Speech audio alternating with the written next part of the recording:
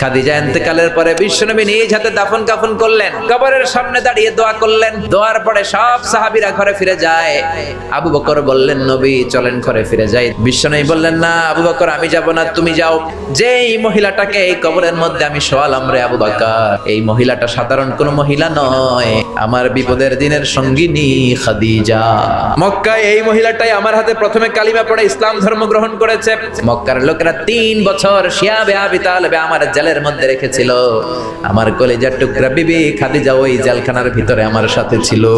আবু বকর, তোমার মনে চাই তুমি ঘরে ফিরে যাও। আমি দাঁড়িয়ে দাঁড়িয়ে খাদিজার কবরের 3টা প্রশ্নের জবাব আমি বিশ্বনবী নিজে দিয়ে তারপরে ঘরে ফিরে যাব রে আবু বকর। সাইয়েদনা জিবরাইল এসে বললেন, ইয়া রাসূলুল্লাহ, দাঁড়িয়ে থাকার দরকার নাই, আপনি ঘরে ফিরে যান।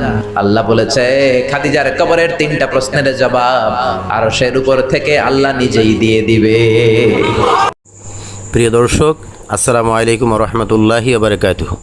চ্যানেলটিতে নতুন হয়ে থাকলে অবশ্যই চ্যানেলটিকে সাবস্ক্রাইব করে আমাদের সাথেই থাকবেন। সকলকে ধন্যবাদ।